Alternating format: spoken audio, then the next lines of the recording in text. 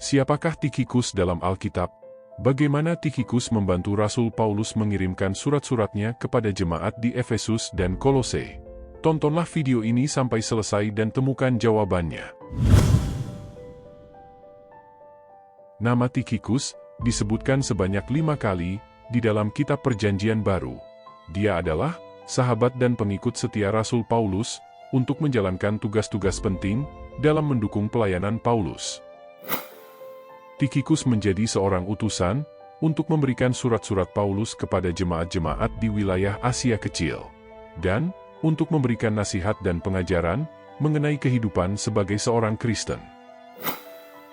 Meskipun namanya tidak terlalu terkenal, namun peranan Tikhikus sangatlah penting dalam penyebaran Injil, dan juga peranannya dalam memperkuat iman jemaat Kristen di masa itu. Nama Tikhikus pertama kali disebutkan dalam kitab Kisah Para Rasul, pasal 20, ayat 4. Saat itu, dia mendampingi Rasul Paulus dalam perjalanan pelayanan Injil dari Korintus ke Yerusalem. Tikhikus bersama Rasul Paulus melakukan perjalanan dari Korintus ke Yerusalem dengan tujuan memberikan bantuan dana kepada gereja-gereja di Yerusalem. Itu dikisahkan dalam surat Roma 15, ayat 25 dan 26. Pemberian bantuan dana kepada gereja di Yerusalem merupakan bagian dari upaya mereka untuk memberikan dukungan kepada saudara-saudara seiman yang mengalami kesulitan. Tindakan ini menunjukkan komitmen mereka dalam memelihara persatuan dalam tubuh Kristus, di mana gereja-gereja saling mendukung dan bertanggung jawab satu sama lain. Tikhikus, dia berasal dari Asia Kecil, yang sekarang merupakan bagian dari wilayah yang disebut sebagai Asia. Asia Kecil adalah sebuah wilayah geografis di wilayah Anatolia modern, yang terletak di bagian barat daya Turki saat ini. Pada saat itu, daerah ini sangatlah penting, terutama dalam perkembangan sejarah Kristen awal, karena banyak gereja dan komunitas Kristen terbentuk di wilayah ini, yang meliputi kota-kota seperti Efesus, Kolose, dan kota-kota lainnya. Dalam surat Efesus, pasal 6, ayat 21, Paulus menyebut Tikhikus sebagai saudara yang terkasih dan seorang pelayan yang setia. Tikhikus memiliki peranan yang sangat penting dalam mengirimkan surat-surat Paulus kepada jemaat di Efesus dan Kolose. Selain itu, dia juga bertugas memberitakan kabar tentang Rasul Paulus kepada jemaat-jemaat tersebut.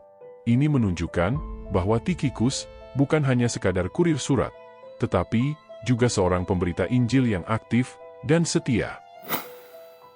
Dia membantu menjaga komunikasi antara Paulus dan jemaat-jemaat yang berada jauh, serta berperan dalam memperkuat iman dan persekutuan dalam komunitas gereja tersebut. Hal itu dituliskan dalam kitab Kolose 4, ayat 7. Tikhikus juga pergi ke Kolose untuk mengantarkan Onesimus pulang ke rumah Filemon. Onesimus adalah seorang budak yang melarikan diri dari Filemon. Onesimus kemudian bertemu dengan Paulus di dalam penjara. Kesempatan ini menjadi titik balik dalam hidup Onesimus, di mana dia tidak hanya bertemu dengan Paulus secara fisik, tetapi dia juga menerima pengajaran dan bimbingan rohani dari rasul tersebut. Pertemuan ini menjadi awal dari transformasi Onesimus, dari seorang budak yang melarikan diri, menjadi seorang saudara dalam iman Kristus. Paulus mengutus Onesimus kembali kepada Filemon bersama Tikhikus. Dalam suratnya kepada Filemon, Paulus memohon agar Filemon menerima Onesimus kembali, namun tidak lagi sebagai seorang budak, melainkan sebagai saudara di dalam Kristus. Dalam surat Titus, pasal 3 ayat 12, Paulus menyatakan rencananya untuk mengirimkan Tikhikus atau orang lain ke Kreta, sehingga memberi kesempatan kepada Titus untuk berkunjung kepadanya. Selain itu, Paulus juga menulis surat kepada Timotius yang berbunyi demikian. Tikhikus telah aku kirim ke Efesus, tertulis dalam surat 2 Timotius 4, ayat 12.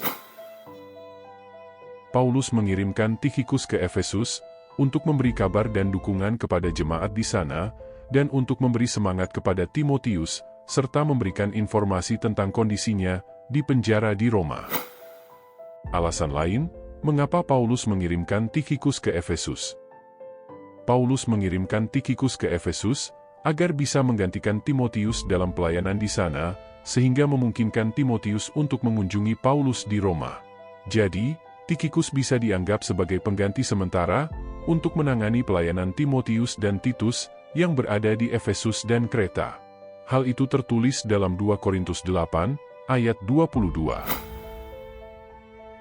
Juga, tujuan Paulus mengirimkan Tikhikus ke Efesus agar bisa menggantikan Timotius dalam pelayanan di sana, sehingga memungkinkan Timotius untuk mengunjungi Paulus di Roma. Jadi, Tikhikus bisa dianggap sebagai pengganti sementara untuk menangani pelayanan Timotius dan Titus yang berada di Efesus dan Kreta. Dalam 2 Korintus 8, ayat 22, berbunyi demikian, bersama-sama dengan mereka, kami utus seorang lain lagi, yakni saudara kita, yang telah beberapa kali kami uji dan ternyata selalu berusaha untuk membantu. Dan sekarang ia makin berusaha, karena besarnya kepercayaannya kepada kamu. Ada seorang pengikut Kristus yang tidak disebutkan namanya. Dia digambarkan sebagai seseorang yang telah sering membuktikan semangatnya dengan berbagai cara. Banyak ahli berkomentar bahwa deskripsi tersebut tampaknya sangat sesuai dengan karakternya Tikhikus. Tikhikus adalah seorang utusan yang sangat dapat dipercaya, pengkhotbah yang setia, dan sahabat yang dapat diandalkan. Perannya dalam menyampaikan pesan-pesan Paulus, memberitakan Injil, dan mendukung komunitas gereja, menunjukkan kesetiaan dan keandalannya dalam pelayanan Kristiani. Sebagai kesimpulan, meskipun namanya mungkin tidak terkenal seperti rasul-rasul lainnya, namun peranan Tikhikus dalam penyebaran Injil dan pengembangan gereja sangatlah penting. Ini mengajarkan kita untuk tidak meremehkan peran kita dalam pelayanan Tuhan, karena setiap kontribusi yang dilakukan dengan tulus dan penuh kasih, memiliki dampak yang besar dalam kerajaan Tuhan. Terima kasih telah menyaksikan video ini. Jumpa lagi di video berikutnya.